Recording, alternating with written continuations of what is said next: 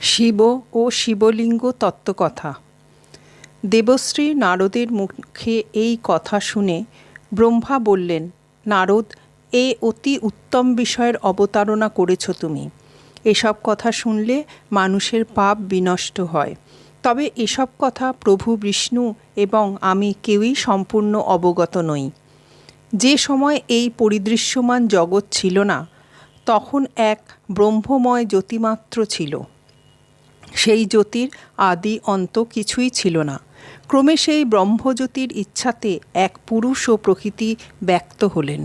তারপর তারা উভয় মিলিত হয়ে সৃষ্টি সম্পর্কে আলোচনা করতে লাগলেন। তৎক্ষণাৎ দৈববাণী হল, তোমরা অবিলম্বে তপস্যায় মগ্ন হও, তাহলে তোমাদের যাবতীয় সমস্যার সমাধান হবে। অনন্তর প্রকৃতি ও পুরুষ দুজনেই কঠোর তপস্যায় মগ্ন হলেন। এই তপস্যার ফলে তাদের অঙ্গ থেকে বিপুল জলধারা নির্গত হতে লাগল।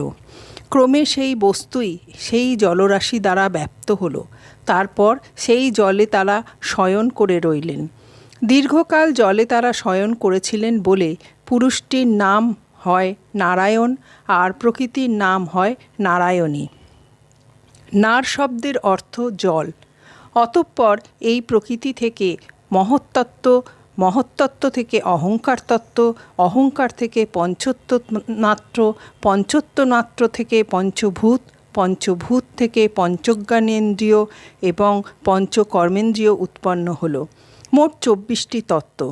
এই সমস্ত তত্ত্ব আয়ত্ত করে নারায়ণ জলে শায়িত থাকলে তার নাভিমণ্ডলে এক পদ্ম প্রকাশিত হয়। তার অসীম বিস্তার। তারপর সেই পদ্ম থেকে উৎপন্ন হলাম আমি।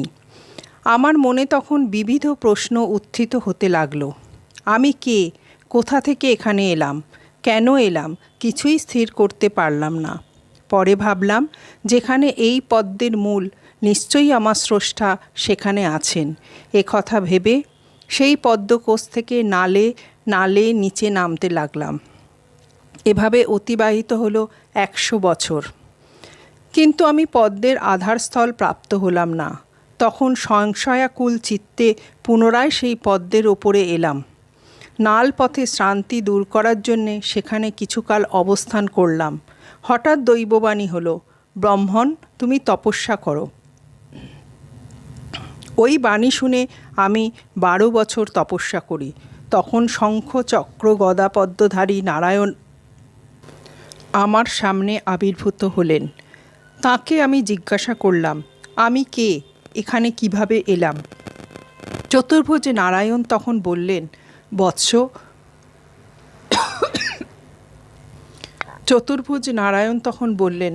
বৎস, পরমেশ্বর বিষ্ণু তোমাকে শতগুণ দ্বারা সৃষ্টি করেছেন। তোমার মঙ্গল হোক। কে পরমেশ্বর বিষ্ণু? আমি জগতের হর্তা কর্তা বিধাতা বিষ্ণু। আমার কাছ থেকেই তুমি উৎপন্ন হয়েছ।